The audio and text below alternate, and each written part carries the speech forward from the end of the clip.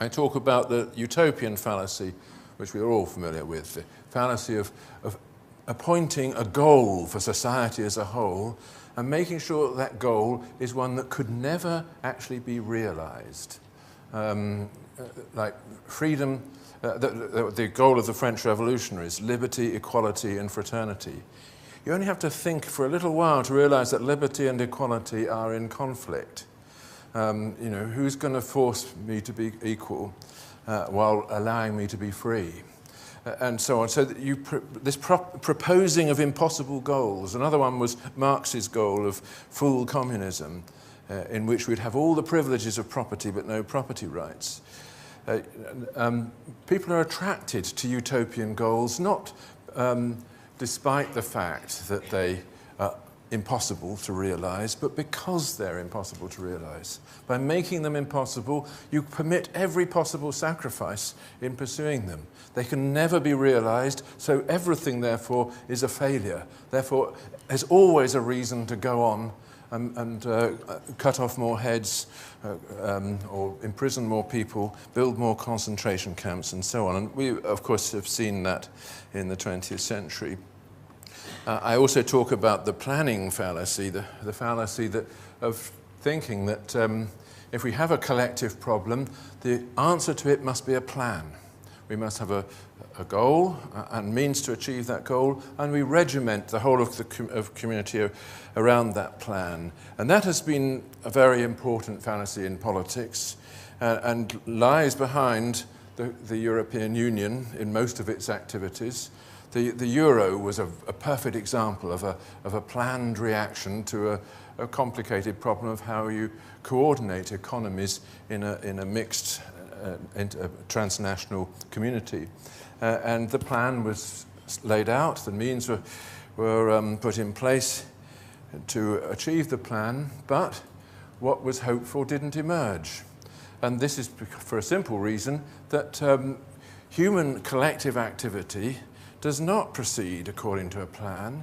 The results of what we intend to do individually are the byproduct of our intentions, but not the things that we intend. And this is something that Adam Smith pointed out 2 centuries ago in The Wealth of Nations, that the actual economic order that we enjoy is not something that was intended. It arises by an invisible hand, as he put it, from the many intentions of individuals and the small groups in which they belong. And any attempt to impose a plan will destroy that coordinating activity of human beings, and they won't actually know what they're doing. So the attempt to know collectively what we're doing ends up by removing from us the possibility of knowing what we're doing. And I think you see that in the history of the euro and just about everything else that's come out of the European Union project, according to me, but maybe you don't agree. So anyway, there's quite a few of these fallacies which are I think, as it were, alive in modern societies, and they burst into life whenever people start looking for a single collective first-person plural, as it were, which will take us forward as armies go forward, in a system of command to confront the emergency.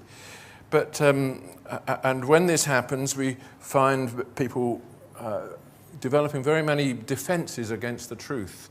We're used to the way in which people resist truths when they are made uncomfortable by them, and I take devote a chapter to various ways in which our British society since the war has defended itself against various obvious truths, but either by censoring them or by scapegoating the people who utter them. But how do we interpret all this?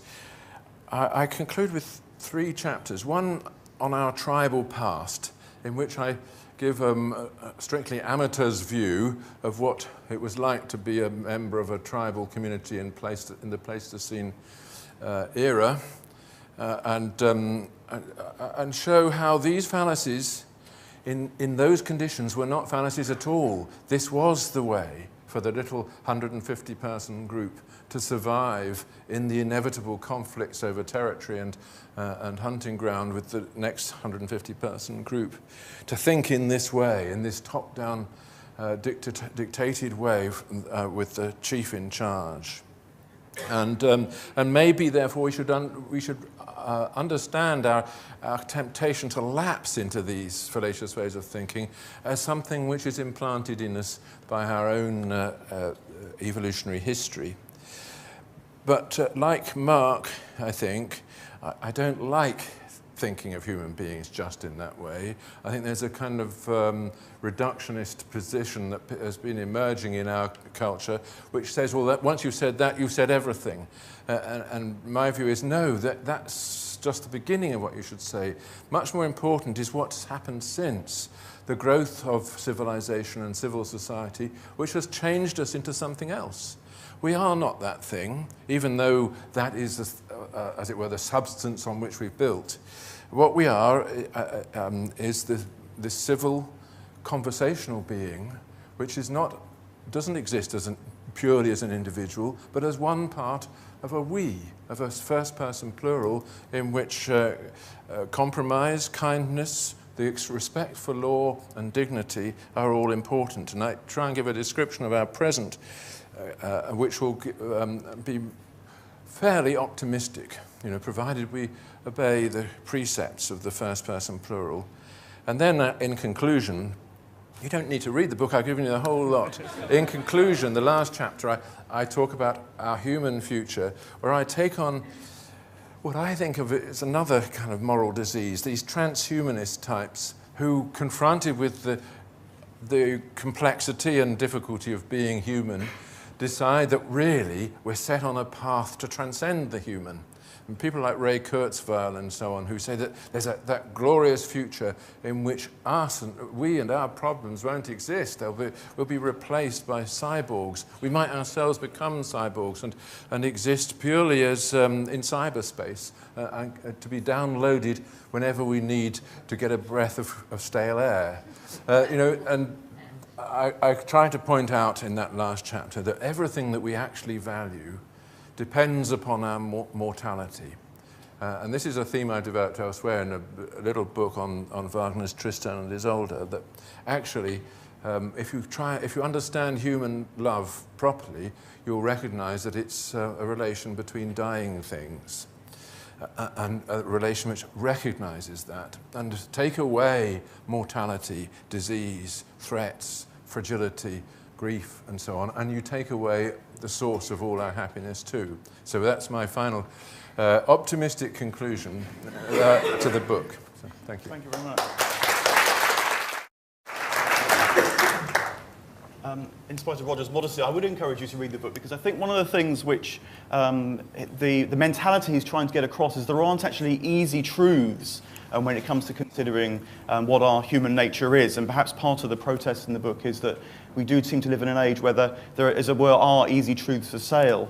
But one of the things I wanted to ask you, Roger, was although there's a lot of optimism around, there's also a lot of pessimisms around.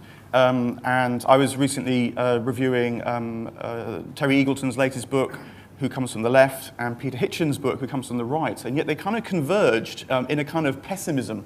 And I just wondered whether you could identify how your own pessimism sits within the kind of range of those that are around and about. Yeah, well, I have read neither Terry Eagleton's nor Peter Hitchen's book, but I think I'm not a pessimist in the sense of somebody who sees the dark side of things. I think of myself as a realist, but recognize that one of the dangers that confronts us is the danger of, as I say, of false hope, of wanting to hope at the cost of exploring the truth. And the truth about human nature is not all good. We know that. But we also have a wonderful literature from Homer to the modern world, which tells us this and tells us how to look in this flawed creature for the bits that are lovable and admirable.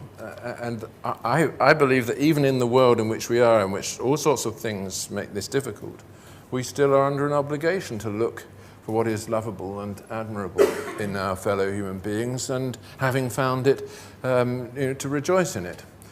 Now, of course, a lot of pessimism, and I think this is true of Peter Hitchens generally, a lot of pessimism comes from the misfit between values that we have through our social membership and the things that are happening as a result of mass communication all around us.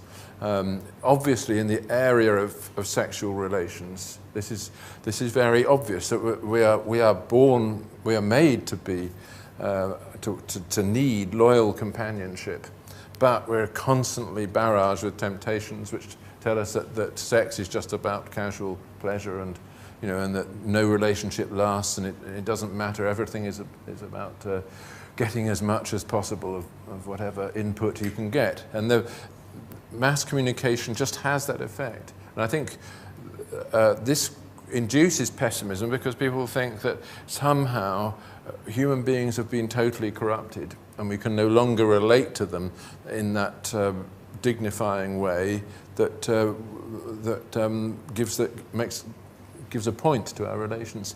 But my view is that instead of giving in to pessimism here, one should set an example and surround oneself with friends who agree with one, and begin again.